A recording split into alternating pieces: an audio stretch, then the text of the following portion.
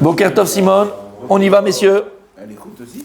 Yom Yudalet Be'adar Gdola Malatomeod. Donc le 14 Adar, c'est un grand jour. Pourquoi? Pourim. Ah, il a fait quelqu'un qui suit. C'est Pourim. Mais pas que. Ki ou Yom. Alors, c'est quoi en fait? C'est quoi le Yudalet? À part Pourim, je vous pose la question. À part que le Yudalet, c'est le jour de Pourim, pourquoi est-ce que le Yudalet Be'adar, c'est un jour exceptionnel? Exceptionnel. Je pèse mes mots. Exceptionnel. Si on présente toutes les trois fêtes. On l'a dit ça, ça y est. C'est les miracles de Pourim. On a déjà dit. Que les miracles. Les miracles. Messieurs, oui, quoi? La bride de Moshe. Il a fait. C'est le jour de la Brit Mila de Moshe Rabbeinu. Non, c'est le 15. Puisque Moshe, il est né le 7. Donc c'est quand sa Brit? Et 8 jours, ça fait 15. 7, 8, 9, 10, 11, 12, 13, 14. 8, monsieur. C'était 8, 15. Mais c'est pas grave. Oh non, non. Oh non. Oh non. Voilà, mais c'est pas grave. C'est pas grave. C'était 8, ça Le fait 8, on le 15. compte. Le 7e, le jour où il est né, on le compte. Donc ça fait quoi? 14. Donc il est pas mort à 120 ans. Le 14 Adar, pourquoi c'est le. À 121. 120 plus 1. Exactement. Voilà. Il a fait. Oui. Alors messieurs, c'est un jour exceptionnel, non seulement parce que c'est pourri, mais en plus c'est le jour de la Brit Mila de Moshe Rabbeinu. Non. Petit pas de dame. Oui, bon, tu pas de Moshe Rabbeinu. Ah, il est D'accord. drôle. Donc c'est le jour de la Brit Mila de Moshe Rabbeinu, et on peut s'imaginer la grandeur que c'est le jour où on a fait la Brit à Moshe Rabbeinu, en fait, petit pas de dame comme il a dit, parce qu'il y a eu des molles, mais aval, c'est le jour de la Brit Mila de Moshe Rabbeinu, c'est le 8e jour. Donc la Mahala du jour de Pourim, il est encore plus grand, parce que c'est aussi le jour de la Brit Mila de Moshe Rabbeinu. J'avance parce qu'il y a beaucoup de choses à dire sur ça, mais en tout cas, sachez que c'est un jour exceptionnel par rapport à ça. Yom HaPurim Ma'alato Atzuma. Le jour de Pourim, on en a mentionné tous les jours, il est exceptionnel, c'est un jour unique dans l'année. Ad Kedekach, Shamru Abotenu Israël Livracha, jusqu'à que les Chachamim, ils ont dit, Shema'alato Shel Purim Dola Yoter Mimoadim Acherim. Disent des Chachamim que la grandeur de Pourim est encore plus grand que toutes les autres fêtes de l'année. Mais la Chen Amrou, dans Yerushalmi Megillah, Kol Amoadim Atedim Livatel, toutes les fêtes vont être amenées à être annulées. Quand Bebiat HaMashiach, les Mepurim, Enam Betenim Leolam, par contre les jours de Pourim, le jour de Pourim ne sera jamais annulé. Donc qu'est-ce que tu vois? Que Pourim, c'est une place très très très très très spéciale dans le calendrier hébraïque.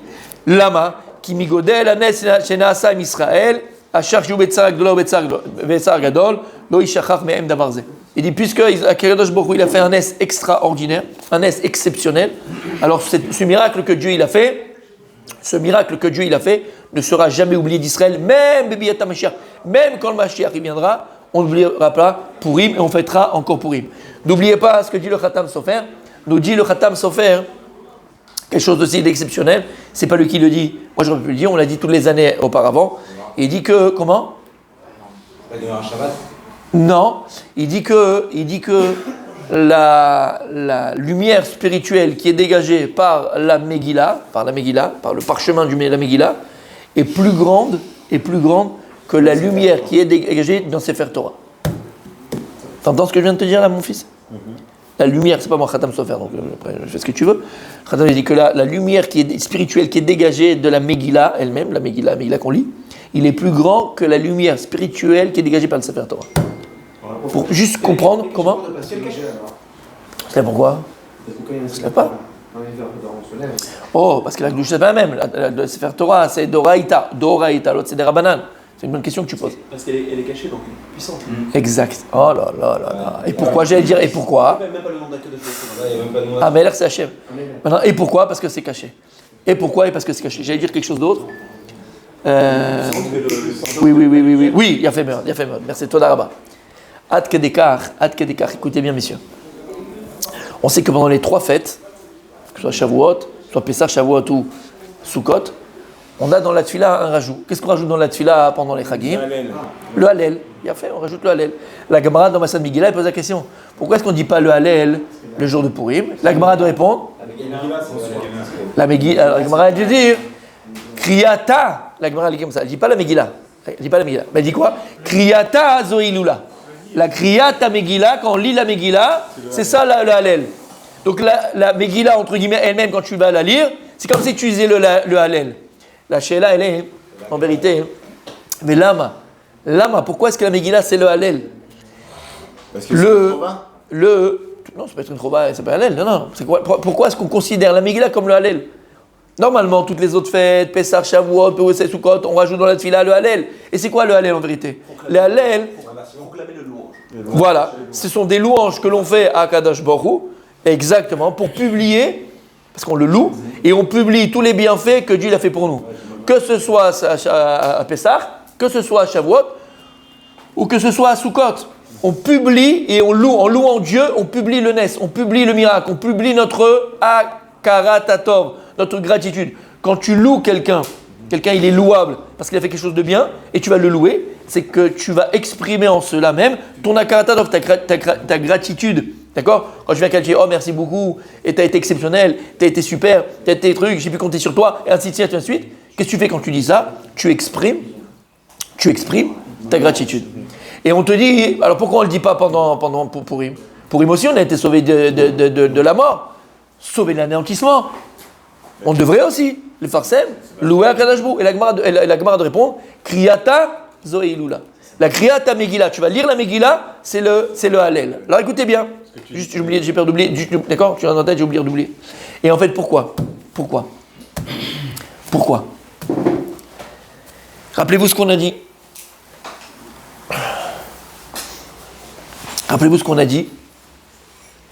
Le jour de Purim, pourquoi il prend une dimension exceptionnelle? Parce que on va se rattacher à Adam et Chava d'avant la faute. On se rattache à Adam et Chava avant la faute. Comment? Puisqu'on a dit que pendant la faute, Adam et Chava, ils ont fauté avec les 4 sens, pas les 5, 4 sens. D'accord? Le toucher, la vue, l'ouïe, le goût. Mais il y a un sens avec lequel ils n'ont pas fauté. On a dit c'est l'odorat. Et d'ailleurs, on a expliqué, c'est pour ça que les noms des sauveurs d'Israël sont Esther et Mordechai. Esther, c'est Hadassah, le Hadass, il y a une bonne odeur. Et Mordechai, c'est les Ketoret, Mordror, c'est les Ketoret. Pourquoi? Parce que c'est l'odorat. Et donc en vérité, Tamoun est caché, est enfoui, est caché dans la fête de Purim, la Géoula. Quelle Géoula? Pas la Géoula ponctuelle, momentanée. Tikkun Haolam, la réparation du monde et la faute d'Adam Rishon. Lama par le Chotem. Pourquoi? Parce que c'est le moment où on va pouvoir être metaken et utiliser le sens par lequel Adam et Chava, le monde n'a pas été abîmé. C'est quoi? C'est le Chotem. C'est l'odorat. C'est bon jusque-là? Donc, Purim, il a une dimension autre que toutes les autres fêtes, une dimension autre que tout ce qui peut exister, puisqu'à Purim, Mamash, on fête l'odorat. Et d'ailleurs, l'arme du Mashiach, Be'ezrat Hashem, l'arme du Mashiach, quand ça s'écrit dans les prophètes, le Mashiach, il jugera, il fera la guerre, Bechotmo, avec son nez, avec son odeur. Il n'aura pas besoin de te parler, il n'aura pas besoin de savoir, il n'aura pas besoin de te regarder, il va juste te sentir. D'où l'expression, je peux pas te sentir. Mais d'où vient cette expression? C'est pas que tu pues, c'est que je peux pas te sentir, je peux pas te voir. D'accord, je peux pas te voir, je peux pas te sentir. J'arrive pas à te supporter. Le Mashiach, il aura, puisque Adam et Rishon n'a pas fauté avec ils n'ont pas fauté avec ce sens-là, il aura ce sens aiguisé. Et il sentira simplement les gens. Avec le nez. Avec le nez, il saura qui est quoi. T'as compris? Donc c'est une dimension messianique. L'odorat, c'est une dimension messianique. Maintenant, c'est pour ça, messieurs, écoutez bien. C'est pour ça, messieurs, que, par exemple, à Motzei Shabbat, on a l'habitude de faire Boré Hatse Bessamim. On prend Motzei Shabbat dans l'Abdallah, et dans l'Abdallah, on fait la bracha sur du Bessamim, sur des encens, sur des parfums, sur une odeur, une bonne odeur. Velama, vous savez tous, puisque Shabbat, on reçoit une Neshama Etera, une Neshama en plus. Et Motzei Shabbat, parce que le Shabbat, cette Neshama, elle quitte le corps. Alors le corps, il est faible. C'est quand quelqu'un il tombe dans les pommes. Qu'est-ce qu'on fait en vérité quand quelqu'un il tombe dans les pommes? On lui fait sentir une odeur qui va le stimuler, qui va le renforcer. Et c'est ce qu'on fait. Puisque la neshama, l'âme supplémentaire va quitter le corps à la sortie de Shabbat, on sent une senteur pour remettre de la vitalité dans le corps. Donc tu vois que même la vitalité, elle passe par l'odeur. Elle passe par l'odeur. D'accord? Alors écoutez bien.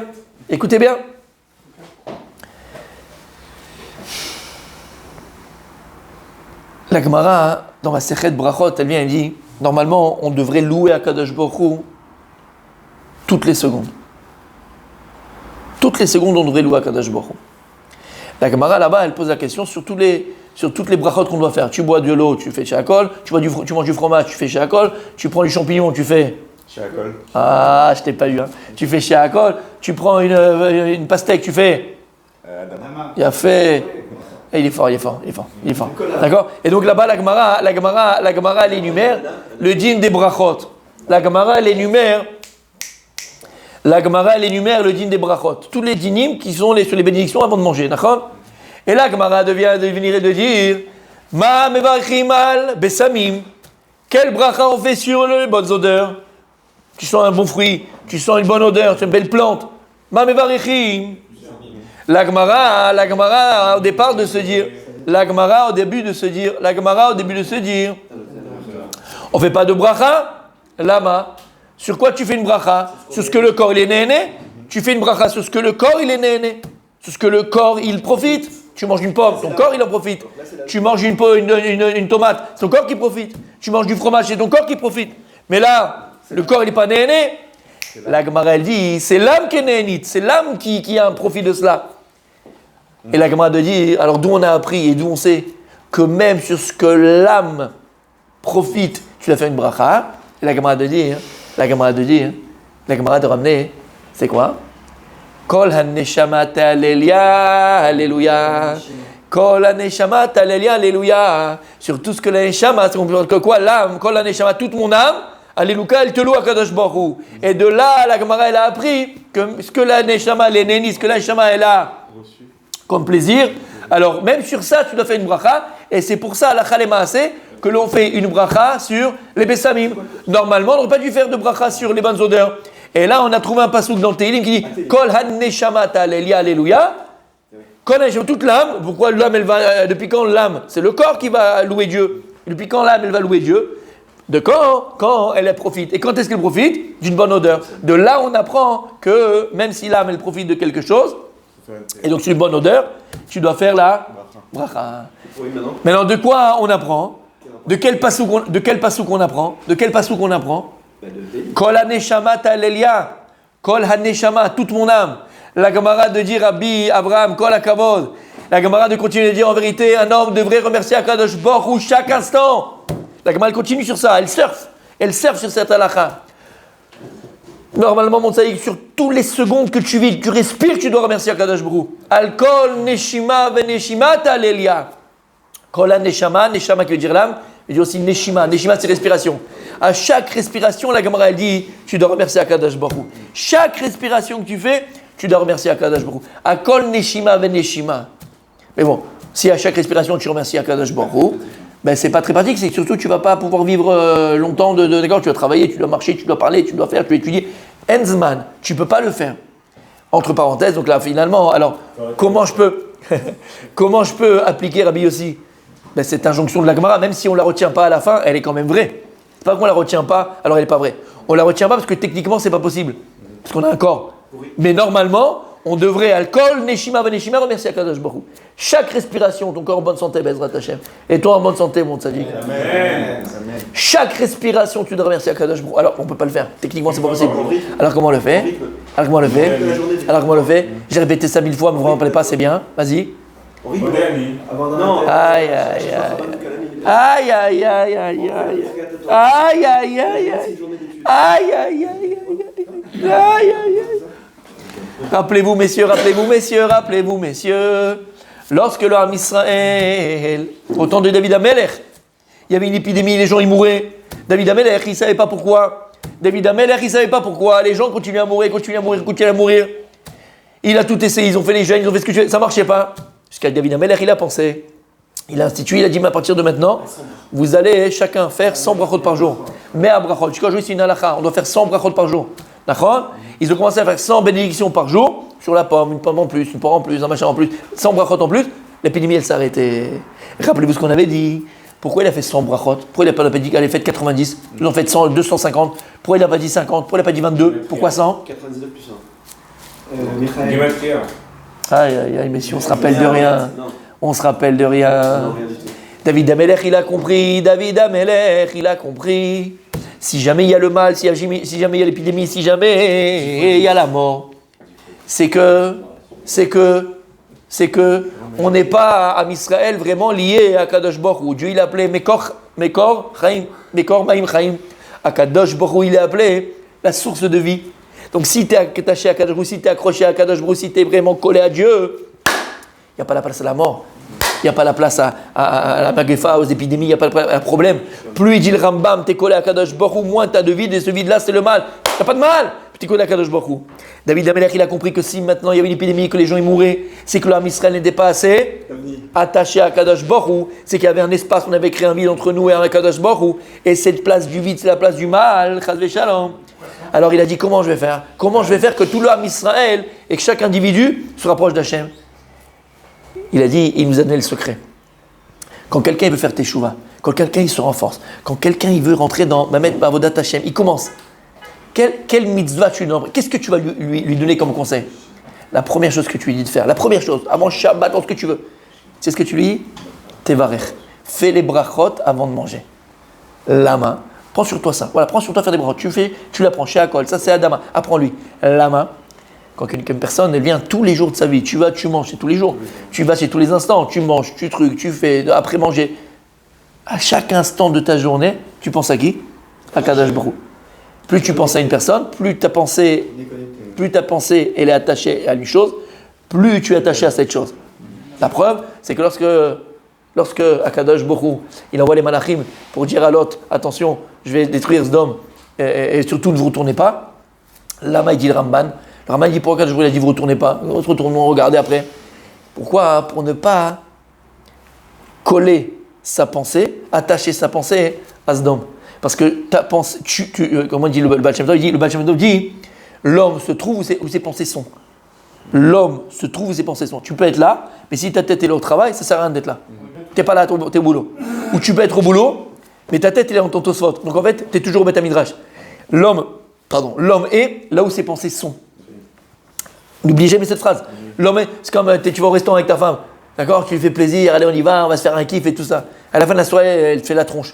Tu dis mais attends, on est sortis, on était ensemble, on a kiffé, on était à un moment. Mais en fait, non, t'étais pas avec moi, t'étais pas là. Mais si j'étais là, oui, ton morceau de viande il était là. Mais ta tête, ton esprit, ta personne, elle n'était pas là. L'homme est là où ses pensées sont. N'oubliez jamais. Et même si ton fils il fait des études aux États-Unis et tu penses à lui tous les jours, où il traîne. T'inquiète pas, il est avec toi. Même s'il est à 80 000 km de toi, il est avec toi. L'homme est là où ses pensées sont. T'as entendu ce que ça veut dire? Qu'est-ce que je disais? Oui, vas-y. Pourquoi oui, alors, quand quelqu'un veut faire teshuva, le meilleur conseil que tu lui donnes, c'est quoi? Faire les brachot. Lama, parce que quand tu fais les brachot, à qui tu penses? À Kadosh Baruch Hu. Et donc si tu penses à lui, tu es attaché à lui. Et donc tu vas diminuer l'espace et le vide que tu as créé avec lui. Donc c'est bon. Et donc il a trouvé ça, David Amelech, il a dit, le meilleur moyen que j'ai de combler ce vide, c'est qu'Am Israël fasse les brachot. Alors pourquoi il a fait 100? Pourquoi pas 90? On a expliqué, mon tzaddik, il a fait meod kol hakavod. Il y en a qui ne se rappellent pas, c'est kol hakavod. Il a dit, David Amelech, lama, on sait que Kadosh Baruch Hu, avant de créer le monde terrestre, d'abord tout ce qu'il a créé spirituellement. Et lorsque Dieu va créer l'homme, d'abord il a créé l'homme kadmon, l'homme de là-haut, l'homme spirituel. Et comment Dieu il a créé le monde? Il a fait meod avec les 10 sphirot, avec les 10 sphères, Keter, Chochma, Bina, Chesed, Gvura, Tiferet, Netzach, Od, Yesod, Malchut. Combien il y en a? 10. Mais en vérité, les 10 qui existent, elles contiennent en elles les 9 autres. Dans Keter, t'as Chochma, Bina, d'accord? Et ainsi de suite. Dans chaque sphère, t'as aussi les autres. T'as le dominant et t'as le récessif, comme dans les chromosomes. C'est ce qu'on fait d'ailleurs de Pessah à Shavuot. Quand on compte les 7 semaines, on fait Chesed Sheba Chesed, Gvura Sheba Chesed, Tiferet Sheba, et ainsi de suite. N'achon ou pas? Et donc en vérité, 10 fois 10 fait quoi? 100. Et 100, c'est la structure spirituelle de l'homme. T'entends? Donc quand il te manque un, quand il te manque deux, la structure spirituelle de l'homme, elle n'est pas bonne. Et donc si la structure spirituelle de l'homme, elle n'est pas bonne, ça va se répertorier où? Dans le corps. Ça va se répercuter où? Dans le corps. Puisque les mots du corps sont les mots de l'âme. Les mots du corps sont les mots de l'âme. Un mal matériel, c'est d'abord un mal spirituel. Autant Dieu Harizal, comme je vous l'ai dit 1000 fois, quelqu'un il avait un problème dans le dos, il va voir le Harizal, il va pas voir le kiné. Hein. J'ai un peu mal à la 4e vertèbre. Ah, 4e vertèbre, ton Birkat Amazon n'est pas bien fait. Ça dit qu'il faut que tu fasses attention à la 3e bracha. Tac, tac, tac, tout est. D'accord ou pas? C'était comme ça qu'il faisait le Harizal. Lama, parce que le mal corporel et physique, c'est un mal d'abord spirituel. Donc pour il a trouvé à faire 100, 100 c'est 10 fois 10. C'est les 10 c'est la structure spirituelle de l'homme. T'as compris? C'est bon jusque-là? Maintenant t'as compris. Et jusqu'à aujourd'hui, on doit faire les 100 brachot, attention, hein, attention, d'accord? Maintenant on a compris. On a dit, Kol aneshama talelia, on devrait normalement louer Akadosh Baruch Hu, Kol neshima vaneshima. Chaque respiration, mon tzaddik, tu remercies Akadosh Baruch Hu. Chaque respiration. Shum davar lo muvan me'elav. Rien, mais rien coule de source. Rien. Tout est un miracle. Chaque respiration, chaque clignement de l'œil, tout est un cadeau d'Hachem. À chaque seconde. On peut pas, on a dit techniquement j'ai un corps, il faut que je mange, il faut que je dors, il faut que je travaille. Alors comment on fait? Chachamim nous ont donné cette possibilité. On a 3 grands temps dans la journée. On a le matin, on a l'après-midi et on a le soir. La reine, quand tu viens dans ta Amida, tu viens et tu dis Modim Anachnulach. Et quand tu dis Modim, qu'est-ce que tu fais dans Modim Anachnulach? On remercie Akadosh Baruch Hu sur tous les nissim qu'il fait pour Al-Nisecha Banifleotecha, sur les nissim que tu fais pour moi, sur les prodiges que. Mais il faut qu'on comprenne ce qu'on dit dans l'Amida. Quoi ça sert sinon? Donc quand on dit Modim Anachnulach, on remercie Akadosh Baruch Hu sur chaque chose qu'il nous donne, chaque prodige qu'il fait pour nous, chaque nes qu'il fait pour nous, chaque chose qu'il fait pour nous, tous les jours.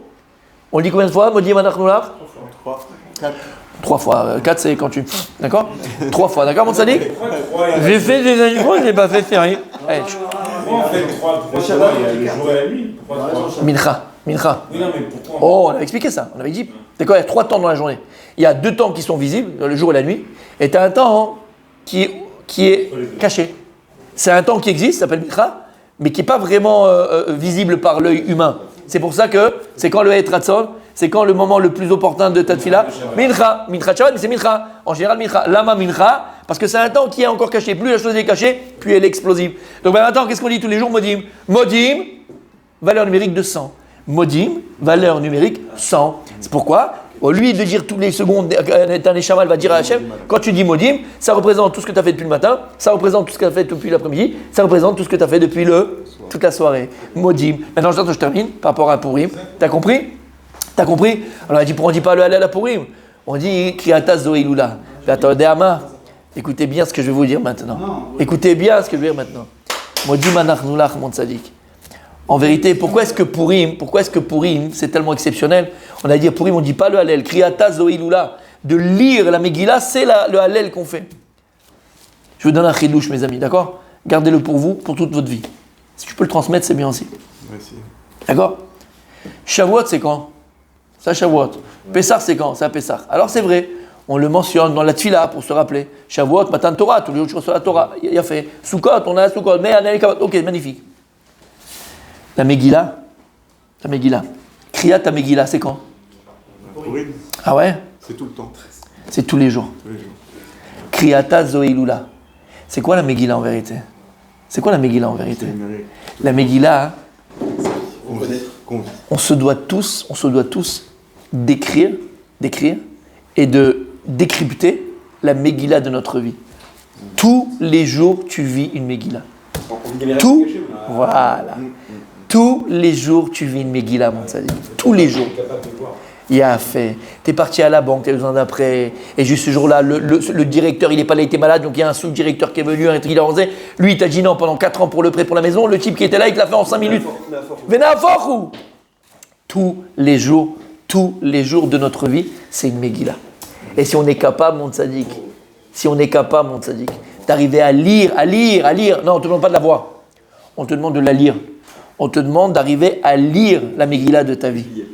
Pour lire, il faut y croire avant. Bevada, c'est ce qu'on est en train de dire, exactement, mon tzaddik. Il faut avoir des yeux qui sont capables de voir. Mais quand est-ce que tu le vois? Quand est-ce que tu le dis? Ce que j'ai dit. Modim Anachnulach. Et on dit là-bas, Aniflotecha Balnisecha, sur tous les prodiges, sur tous les miracles. Quel miracle? Tu te lèves le matin, Habibi, c'est le plus grand miracle de la vie. Tu te lèves le matin, c'est le plus grand miracle de la vie. C'est vrai que le Makom, merci, exactement. Le Makom, l'endroit où il y a le plus de moussard, c'est l'hôpital. C'est l'hôpital où tu vas rendre visite à des gens qui sont endeuillés. C'est le plus grand moussard. Oublie les livres de moussard. Tu vas, c'est fini, c'est un moussard vivant. Baruch Hashem. Je suis en bonne santé, les enfants en bonne santé, ma femme en bonne santé. On peut aller, on peut faire, on peut profiter. Lis. Kadosh Baruch Hu, il te dit. À nous de lire la Megillah de notre vie. Et la Megillah et Purim, c'est tous les jours. Tous les jours, on le vit, Vena Forou. Tous les jours, on voit comment Kadosh Baruch Hu On a pensé de mal sur nous, on a pensé à comme si, on n'est pas comme ça. Akadosh Baruch Hu, il inverse la chose. Et il nous amène la déchoua, la délivrance. Oui, mon tzaddik. Alors le parfum, t'es Alléluia, Alléluia, on a Ouais. l'âme, etc. Et Oui. où on matérialise le parfum pendant Pourim? Depuis tout à l'heure, je me posais la question. Où on matérialise quoi? L'histoire du parfum pendant L'odeur. Quel rapport entre le parfum et Pourim? J'ai pas compris ta question, mon tzaddik. On a parlé de Gita Pourim, c'est la fête du parfum parce que c'est la fête de l'âme, etc. Mais dans notre pratique de Pourim, où on fait vivre cette histoire de parfum? Est-ce qu'on Le sens, sent quelque déjà. chose? Ah, j'ai compris, mon tzaddik. J'ai compris, mon tzaddik. Alors, en vérité, c'est ce que je viens d'expliquer. J'ai pas compris. Mais non, tu l'as pas dit. Mais ce que je viens d'expliquer, c'est ce qui en découle. Puisque Béhémet, c'est la seule chose avec laquelle ils n'ont pas fauté. Il n'y a pas besoin de tikkun. Par contre, on est que Pourim, c'est quoi? C'est la réparation de la faute de Namrishon. Donc qu'est-ce qu'on fait? On va manger, c'est le goût. On va entendre, c'est la Megillah. On va parler, Kriya, c'est la parole.